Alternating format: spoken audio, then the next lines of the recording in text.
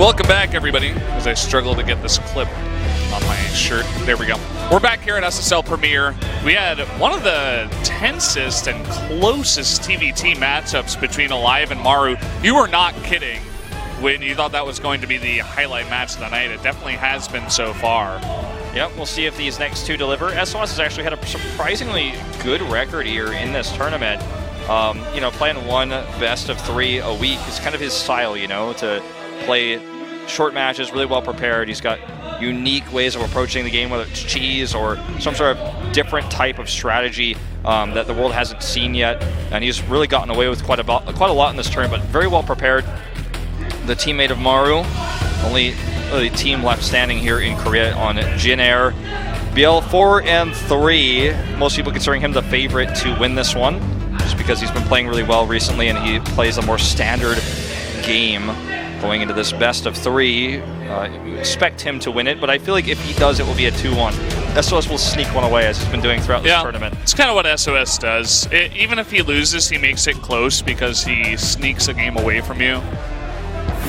And I think it's going to be a pretty even matchup in my mind. I feel like it definitely could go either way. I would give like the ever so slight edge to ByuL. But either way, guys, Daybreak, Newkirk, Precinct, and Overgrowth are the maps. Let's jump into game number 1 right now. SOS 김무진 ByuL 한지원.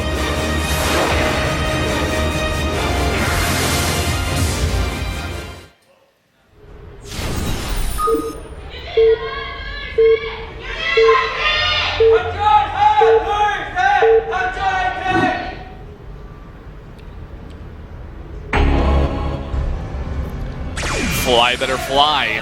Jin Air. Down here in the bottom left. I like Yellow Protoss. We have to do that every time. I don't know. I like your They didn't tell me to do it, but they do it all the time, so I'm like, okay, I might as well. That's SOS, the Yellow Protoss. Yeah, his opponent, the former CJ Zerg, it is ByuL. Currently looking for team. Partnered with Base Trade TV. So he's kind of teamless in a way, but has that partnership there with Base Trade, whereas SOS has the you know, full backup of Jin Air Green Wings, like old times, still has the team house infrastructure and everything like that. Intis, the big fan here, the hero of Intis, or heroic Intis, I suppose. That's what that sign says. So it's an old CJ fan here to support the ByuL. Yeah. Hoping that CJ Intis could last forever. Fortunately, yeah. I mean, the company is still around, CJ, that's for sure, but... that is for sure, not going anywhere. Yeah. But it's going to be a fun little PvZ we got going on here. Excited to see what kind of crazy build SOS is going to do. Even if he doesn't do, like, some kind of weird thing, he always, like, mixes it up. Like, the timing is a bit weirder. He attacks, like, a little bit too early. I mean, this is kind of weird. He's like walling on the low ground for a Nexus with a gateway into the core here, so it's a bit strange the way he's approaching this. Feels very old school. Where is Snoot? No Snoot, no dude. And the ByuL love sign there and a Valdez sign. Oh, thank you so much. We love guys you are too. Norwegian fans, I was told, so obviously the Snoot love there. Don't be fooled. They had a Heart Wolf sign, but there's only so many signs you can hold up rightly. They had that earlier. Yeah, I swear, I I'm saw not lying. I saw it. You got the electronic one. But look, the Snoot and the Dutes are just more important. Got it. Priorities, obviously. Yeah. I'm just a commentator here, you know. But the Dutes, that's... Where's Snoot, anyway? Yeah, where is he? Where is he? He was here before. He didn't have the best run in his Star League, but he tried. It was a pretty solid... I mean, it was okay. a solid go. Yeah. Gave it a go. Overseas, he's sniping people left and right. One of the better foreigners. I know he wasn't too happy with his BlizzCon run, but I thought he did great. He's still a cool dude after all. All right, let's see if this is going to be Archon drops on this map, as we've been seeing that over and over and over again. I feel like it's the only build that any Protoss is doing right now, because it's the only build that we see. Twilight Tech is just really good in a lot of different matchups. PvZ, PvT. Adepts in general are pretty nice. Oh. And yeah, looks like it's going to be Resonating Glaives to start. Okay. No he robo? didn't have the robo, yeah. So this is obviously the way things are looking. There's one adept over here. He's even going to pile on this, but he doesn't have a mothership core, so it's just going to threaten ByuL a little bit. If he had the mothership core, obviously this could be really scary, but not the case. There is a robo coming up now, but that's going to be for reinforcing. Pylon might be canceled, yeah. And ByuL is just making more lings. Sure, it did force some lings here. Yeah, but I mean, there's 11 lings on the map, and SOS is doing nothing but, you know, teching up back at home. I mean, he's going to delay the economy very early on. It's like a very, very small move that you can do, you know, force out 11 lings instead of, let's say, like 5 drones, something like that. This wall is tight, though, and there's no way the lings are really going to be able to find much here, so it's a win to force. The Prism is on the way now. Glaive's going to be done soon. 2 more gates finishing up right now, so he's going to have 3 in total for this Glaive push. This was all scouted, of course, by the Overlord that just slowly hovers his way through. He already knew this was coming, already saw the gates at the front. This confirms the Prism. And he also was able to confirm the Twilight Council. Then he go Banelings as a response and gets the +1 already. And this is an all-in by SOS, but the transition is going to be difficult. He's going to look to take a 3rd base behind it. It's not like the Archon drop where you like DT into doing some damage, and the Archons give you a lot of map control for a long time. This kind of is one attack, and then once it's over, and the Zerg kind of has control for a little while if you don't really do a lot with it. Lings kill the probe over there, so the 3rd Nexus is not started, and he has to force, or he forces a warp in at home. That's 3 more Adepts that aren't going to be with this attack. Just the little things here. Just little things. Yeah, and imagine if this was 8 Adepts instead of, or rather, I guess make that 9 Adepts instead of 6. And you can see that SOS, he's not really overcommitting here. He just wants to force out a bunch of units, and he's going to do a nice bit of harass. ByuL somehow did get into the main. Yeah, this is disastrous. Now, if SOS can do kind of counterwise the same amount of damage, it won't matter as much. The even worker count right now at 38 to 37, although this one ling was not dealt with. Okay, probes with assist and arrest here. Getting in a good angle here, though. We'll need to target the Banes. Good split. Doesn't target, though, just splits. And gets an even trade, or a decent trade here regardless. And the Shade will complete, I think, 3 Adepts go home. Yeah. Still has the Prism. And, you know, he's only 4 workers behind, but he's continuing to keep ByuL honest, making force lings, or forcing him to lings on the line. I'm so tongue-tied tonight. I'm so nervous with all the Western fans in the crowd. He's going to target down these drones. 10 in total. I mean, if he didn't lose those probes in the main to the lings, SOS would be in such a fantastic spot. He kept ByuL on 3 bases and below 40 drones for such a long time. And now getting 10 more drones in total, and with the 3rd base up in a pretty nice spot, I have to say he's still in a really good kind of place. And look at what he's following up with. The 3rd base is not saturated. He's making 4 more gateways, lots of sentries, and I'm not sure if ByuL is going to see this coming. This is the SOS we know and love, Wolf. Yep. Ooh, Overlord gets speed, though. He sees 2 more gateways. The Prism is looking for a way to get into a safe zone to drop off these Adepts. But he's moving across the map. You can see on the mini-map with the rest of his Adepts, and 2 Immortals, obviously, in the sentries. So the Adept push will kind of continue there with these extra gates. Picks up Baneling speed on the way, and 2 Overlord drops getting set up.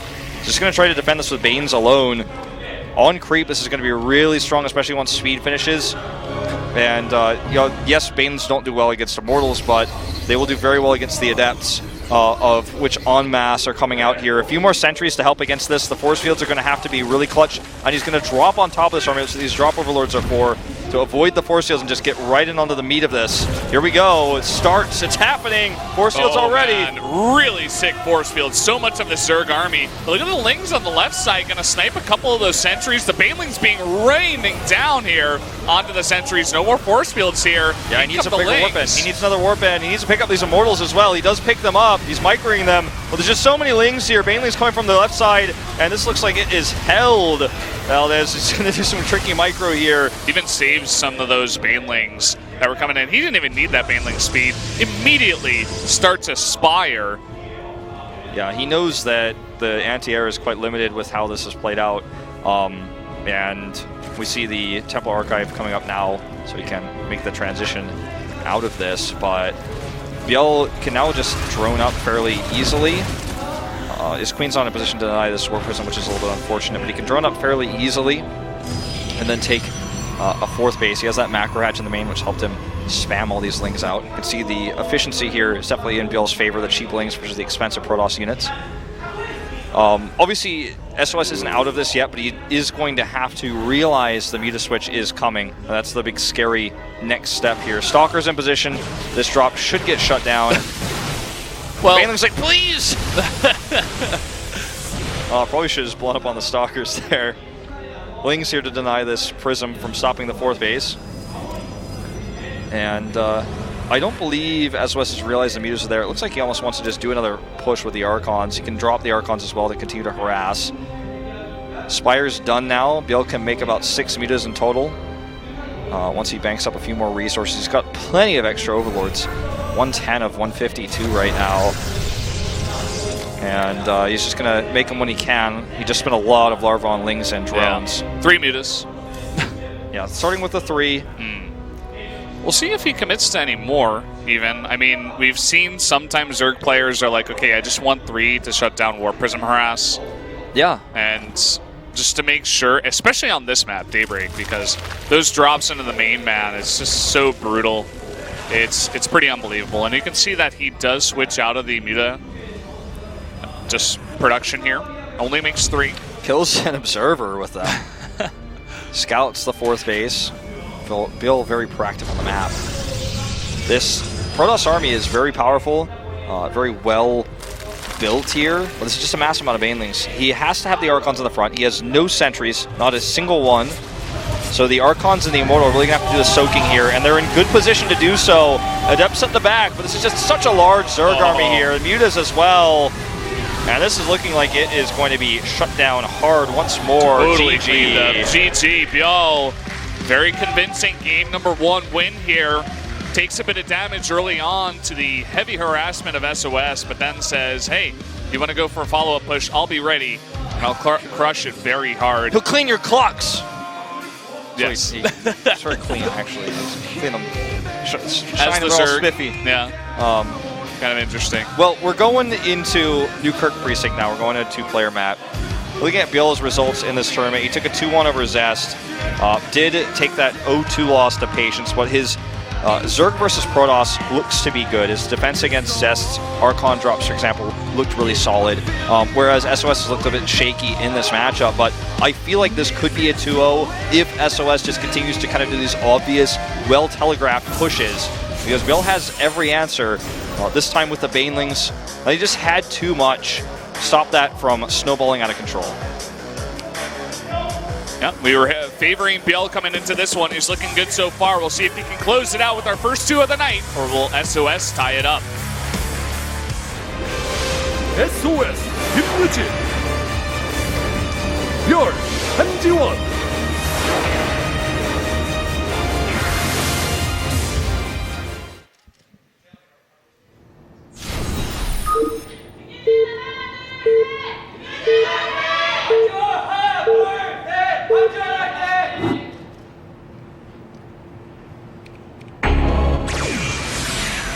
Here we are on Newkirk Precinct. Down in the bottom left, the yellow Protoss. $with $SOS. Looking to make some more dollars tonight, regardless of if he wins or loses. That's right. His opponent to the bottom right is ByuL. Rocking that clean, great sweater. Super clean. You know, I got one of the Runaway jerseys. Oh. The Apex finalists for Overwatch, and man, like those sweaters are clean, but I mean, ByuL is just like the cleanest of clean. Okay, I've been getting into wearing sweaters a little bit. You've always been like good at the sweater. I've been a sweater guy for a bit, yeah. I'm trying to get into it, but man, if I could wear sweaters like ByuL's wearing right now, I would be much more handsome. Oh, unfortunately, you couldn't get the block here. That's part of the reason why I sent it out so early. Yeah. Hi. Hey! What's up? What's up, dude? Oh, man. If I remember correctly, that guy used to come to a lot of our stuff. That guy looks really familiar. I feel like he used to come to a lot. Yeah. He thumbs me up. Long time no see, man. He's back. Glad to have you back here. Yeah. I recognized him just barely over the sign there. I look out in the crowd and I see him. That's a long-time fan here. Yeah. Good to see you back. You know, a lot of people take breaks from esports and you know, have to do real-life stuff. Unfortunately, not saying that's the case with him, but you know, a lot of people come back to StarCraft like, wow, it's a whole new expansion. Yeah, it is. Everything's different now. So tell your friends, like, oh, you know, I watched some other games. Is StarCraft still going on in Korea? Yeah, it's still going on. It's still going strong. Got 2 big tournaments out here running all the time. Yeah, definitely is. I was kind of surprised that SpoTV put the hi sign on, but it's pretty funny. Definitely do like that. Some guys like to put, you know, some of the Korean fans with their crazy font, they write like super long messages like, oh, today's the 4th day of Pro League, and my predictions is I think it's going to be 2-1, and you know this team's going to win, and I'm cheering for this guy fighting, and then that guy's just like, hi, what's up? There's always the guy with the really nice font who like writes the essays. He's like, StarCraft is like poetry to me. And, like, I like reading it, and it's a super nice Korean font, but I'm like, this is just too much Korean for me, guys. I can't translate fast enough. That sign was easy to tell you guys about. Yeah. I could have told you that sign in several different languages. Oh, finds it. Not that important. Just a scouting probe. Wasn't going to hide anything. Twilight Council goes up, by the way. I think this is a more likely map we see the Archon drops on, but SOS didn't do it last time, and he might just stick to his guns and go Glaives again. Here we're going to see the pylon come down once more. This feels very familiar. And this time there is a Mothership Core. So SOS, a tricky guy like this, a very crafty, I should say, kind of player. He's the type of guy to say, I'm doing a fake pylon in game 1, and then game 2 is real pylon. Yeah. And that's what is happening here. He's going to actually overcharge. And what does ByuL have right now? 11 lings? That's not enough against the overcharge. He has to wait until the overcharge finishes. I almost felt like he could have waited to overcharge here, but he killed a larva with it. I wouldn't be surprised if he went for a second one here. Okay, can drop a second overcharge here. Definitely worth it. This pylon and the Adept together will kill a lot of these lings. Ends up being pretty efficient. If he had targeted the Queen, perhaps he could have killed it, but... Dark Shrine, meanwhile. So it's going to be with Glaives, though, so I don't think this is going to be as... it's not going to be as clean of an Archon drop build. It's going to be the Glaives into it, so he can find some super heavy pressure, then DTs. So he's basically just throwing curveballs at ByuL one step after the other. He's like the magician toss. It's like all smoke and mirrors. It's like, here, pay attention to my pylon. Here's this aggression that I'm putting on. No, be scared of my Adepts. Then all of a sudden there's 2 DTs in your main. You're like, what the hell? This wasn't supposed to happen. This wasn't part of the performance I was expecting from this Protoss. Well, Overlord's speed definitely going to be helpful against this. Both the DTs and then the follow-up Archon drops that we'll see much later. The Dark Shrine isn't going to line up with the Prism, so you may slow warp a DT or 2 to the north to start things off. We'll see how this pans out. Overlord drops actually on the way for ByuL meanwhile. Look at the difference in supply. Obviously, SOS has a lead in pros. He doesn't have a third base, though. But ByuL made so many units, and now he's going to just force this to work, even with slow Overlords, because he's like, well, I made all these links as I panicked. Now I got to find a use for them. 2 DTs warping in slow at the top. 3, in fact, slow warping DTs. They're going to get there eventually. Meanwhile, the drop in the main base commences. It's going to be who can do more damage. And, I mean, there's no spores at the base of ByuL. There's no lair. So he has nothing to detect right now over at that base. But these Lings getting a nice bit of damage. SOS handling this decently well, though. Trying to lose as little as possible. But here come the DTs. And there's just nothing to detect. Immediate panic spores. He's going to target down this hatchery. Okay, I was going to say, the other one is the better target. Yeah, that one's damaged from before. The natural, unfortunately, not so much. The Lings are defended with probes alone. 2 spores about to finish. 1 actually killed here. This one blocked by stop command Zerglings here. Going to kill a few more drones as well. Lair started. The DT harass will end here eventually. But now it's 2 base versus soon to be a 3rd base for SOS. SOS finding the real damage here. The Ling drop really frustrating and annoying to deal with, and definitely got some damage done. But when you compare the 2 when the smoke clears, definitely an advantage for ByuL. The second drop, however, we'll see how much that gets done because he'll be microing and multitasking a little bit more. Going to target down this pylon. That was definitely not what he wanted to do. I guess wasn't looking. We'll still get a few probes. In fact, more probes than he should here. There's no pylon nearby. Just get that warp in. Must be a pylon underneath the player camera there. Here's the Archon drop finally. Now it's 6.5 minutes in. And against only Lings, Banelings, and Queens, should do a lot of damage. I imagine this comes in trades forever. And the Queens have to do a number to that Warp Prism to push it back. That's going to be their main job. I feel like ByuL is really committing to this harass with kind of taking a half-measure approach. He's, I think, only one drop of Lings. He has a few Lings running over to the third base, but SOS is more than enough. So it's not really working out in his favor. Huge Adept Force over here, heading towards that new third base of ByuL. Not entirely sure if he scouted that or not, to be honest, but he's got those up to the top right now, and he expects it's there, no doubt. Ling's gonna find this, though? Oh, it was so close, and actually they do. And they get a full surround up there. We're actually not getting a look at that. Okay, there it is. Observer falls asleep with the keyboard, but does catch this eventually. Really good trade for ByuL. And the Archon drop didn't get nearly as much damage. Oh, there's Banelings in that Overlord coming on in, looking for the damage. Oh man, this is two events that really turn this game into ByuL's favor. I mean, wiping the entire Adept Force, plus killing all these probes. This time, finally, ByuL takes a worker lead. He has the army advantage massively. He's going to have a Roach attack with Roach speed. Holding on this third base is going to be tough, but SOS has these extra gateways powered up now. This base is fully mining, and he's got good economy to still the two-base economy of ByuL. That third base isn't even fully remade. So ByuL's going to have to really smash this with this small window of time he has. Where's that prism, by the way? I actually need, I wonder where that's at. You need that information. information. Okay, it's at the third base. Yeah, third base. And it has two Archons in it, and it's just sitting there. Uh-oh, Baneling actually hits all these Adepts, which is going to weaken their shields. Meanwhile, Ling's in the main here. SOS is getting pulled apart. 17 probes right now. The entire main is stopped mining, essentially. 19.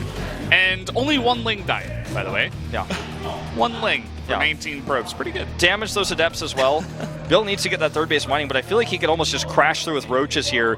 The army size is just so small for SOS. He doesn't have infrastructure. That's his army. That's his entire army here. If Speed Roaches hit this with Ravager support, bust those force fields, this game could be bust wide open with it.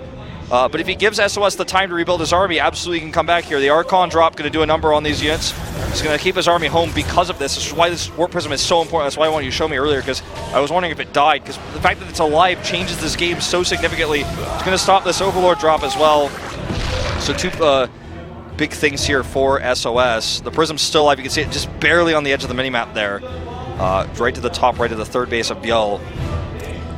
All right, 3 Overlords being made. ByuL supply blocked and all the action here, which is actually hurting him big. Yeah, well, he still has that massive army you were talking about. I feel like once he eventually does come in and take the fight, he should be able to win this game and just end it. These Archons actually doing a pretty big number, but actually the transfuses will offset that. Here comes ByuL's massive army. This is what I was looking for here. The ByuL is going to break these force fields. He's going to just try to surround and mass this up. No Lings in this army, but there's only 3 Immortals. Barriers already used. Decent force field. That last barrier does get popped here, but he is surrounded, and this is just way too much Zerg. No overcharge available, and this is going to be the end of this best of 3. ByuL with just way too much. The last overcharge way too late, and this should be GG as ByuL just crashes through, killing those probes, killing that Adept army. That was the way back into this game, and he is just going to close it out. Yeah, SOS trying to desperately fight here, do whatever he can, even trying to make some BTs to catch him unawares. But ByuL is very aware, lots of Overseers. He didn't take too much damage up at the top. As you guys can see, only 2 drones went down. He has enough. Even losing his Mothership Core is SOS. Expensive Archon goes down. He's going to knock out this Pylon as well, which actually unpower those gateways since Pylons don't power from the low ground anymore. Force fields go off here. Doesn't really matter. ByuL doesn't even reactively hit them. He's just going to start working on the Cyber Core. This is getting shut down over and over again. It's still alive, which is one small consolation prize for SOS, but it's never going to be enough to turn this game around. ByuL's pushing these Adepts back.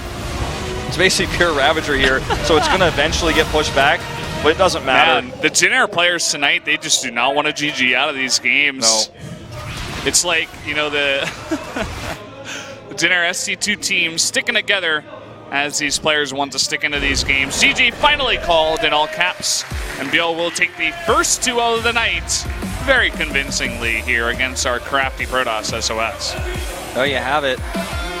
That's the win he was looking for. Had a tough time in his last series. And, you know, ByuL is a great Zerg. I feel like he's never really been fully respected because he never won a Star League. He had that back-to-back loss in the SSL and the GSL in 2015. He lost 3-0 to Hero yesterday, but he played a very convincing series against unorthodox play here from SOS. And, you know, ByuL's style just kind of feels like a dream catcher in a way for this. It just kind of pulls and filters things out. As SOS threw almost anything you could think of at him there, and he just had the answer every time. Catching those adepts to the north was really key because that eliminated so much of the army of SOS. Yeah, so ByuL, the very solid Zerg player, macro Zerg player, I should say, in this series, will take the 2-0, defeating SOS. We do have one more series of the night. It's going to be a good one, Stats versus Dark. I know it's getting pretty late in the night here in Korea. It's about 10:30 as we're nearing our final series. That's right. It's going to come up here after a very short commercial break like our shorter ones of earlier. So stay tuned. We'll come back with that Star League Finals rematch, Stats versus Dark.